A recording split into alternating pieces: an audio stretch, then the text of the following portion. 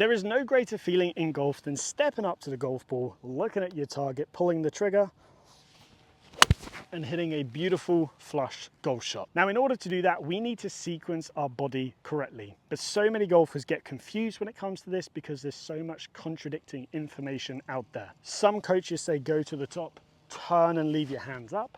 Other coaches say shift and pull the arms down. So which one is right and which one is wrong? Well, in today's video, I'm going to give you what the data tells us is the correct way to sequence your body. In order to simplify this down, we are going to use an analogy, and that is a 3-course meal. So in our 3-course meal, the first thing we're obviously going to have is a starter. Now, the same thing applies for this downswing sequence. We need our starter first, and the starter is going to be our lateral phase. When you look at the graphs, the best players in the world shift laterally back towards the target first before they start to rotate.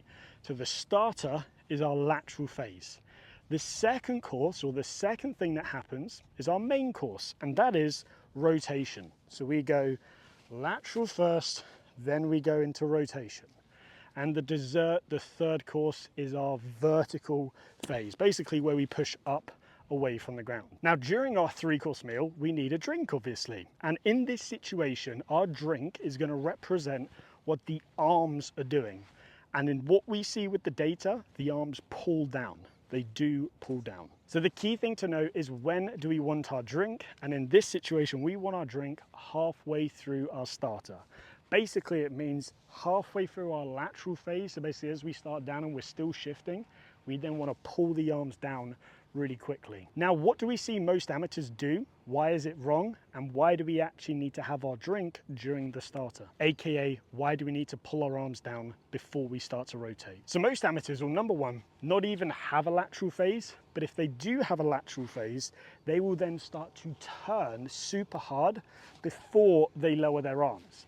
Now, what this essentially does is it gets you stuck. So if you film your swing, and I see this every day on the lesson tee, and you look like you're in a position here to where your hands are behind your trail leg and quite high, then you have not sequenced your body correctly, because you've had your drink during your main course or even after your main course. Basically, you've not pulled your arms down early enough. Now, the reason we want to pull our arms down is because as we go to the top and we do our lateral phase and pull, if we have our arms in front of us before we start to rotate, that then means we can put the burners on, we can turn as much as possible.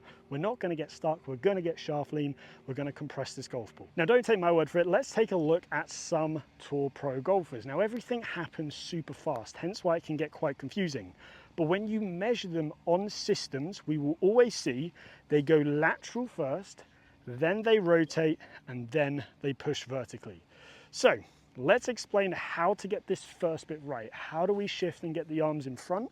And then I'm going to explain, okay, how do we then rotate and push up out of the ground? Keep it super simple. So I was giving a lesson yesterday, and the client was struggling with exactly this thing. He would get his hips firing too quickly, club stuck behind him, he would hit a whole heap of different shots.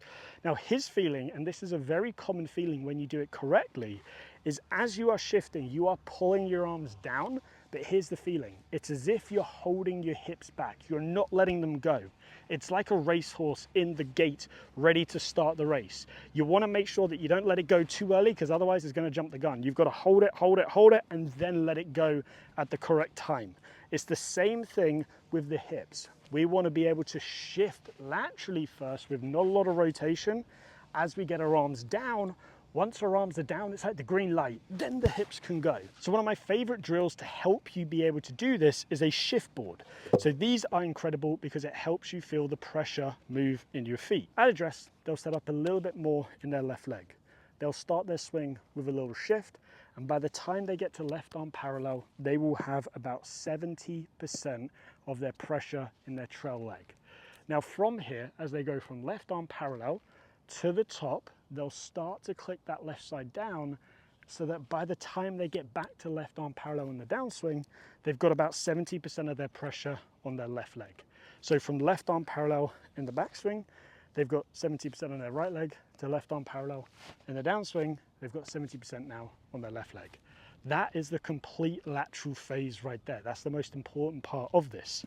Now, during that phase, we are going to see the arms, as we sort of finish the swing and start down, pull down in front of us to where we get to a position here to where my arms are now back in front of my body, and from here, then I can rotate. So the reason this board is so good is if you start to rotate too early, you won't feel that left side click down early enough. You'll be on your right leg at the top of the backswing, and the board will also want to twist a little bit too early.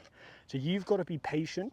You've got to go, right, my right side's down, I've got to click the left side down, get the arms in front, and then I can start to rotate.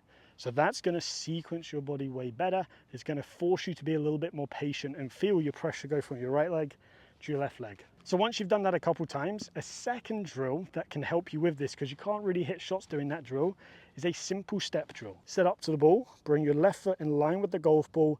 As you swing back and roughly get your hands around sort of belly button to sort of your midsection height, you're then going to step to the left, plant that foot before you finish the backswing, and then swing all the way through.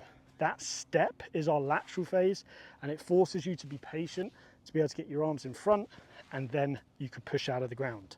So this is a great exercise to do to help you train your weight shift.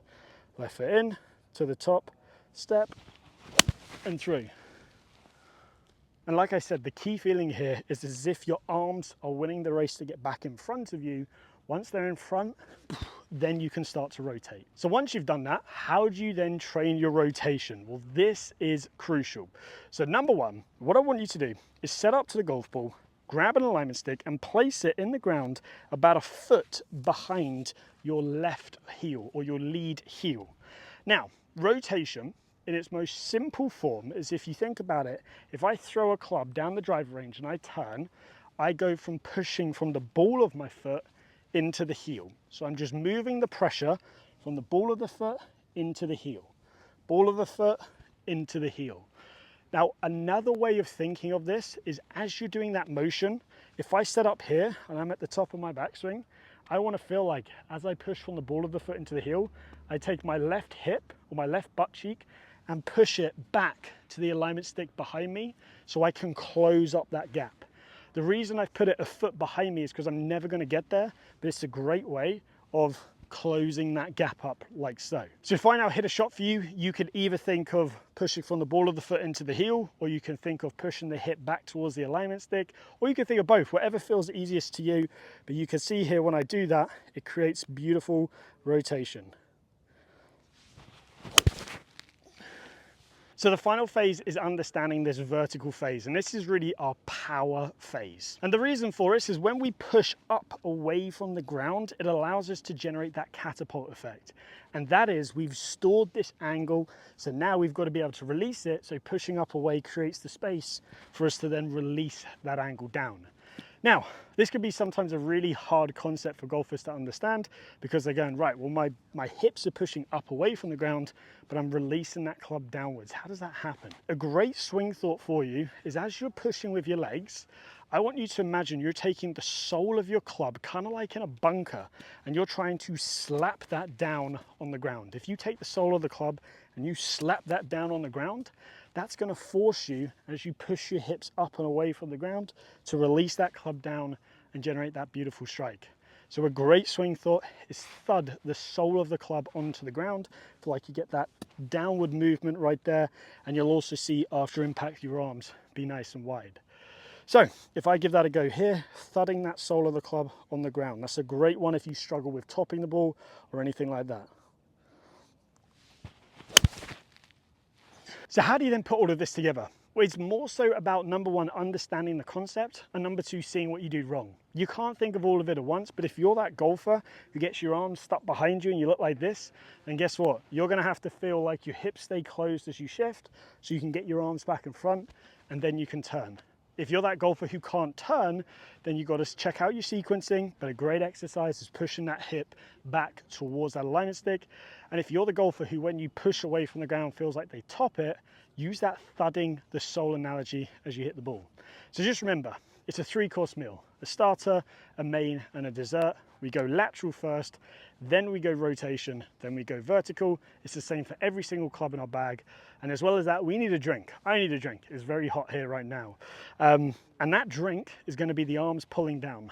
They do that during our starter, during the lateral phase. That's how you simplify it. Hopefully you've had fun, And if you have, please give the video a like and the channel a subscribe.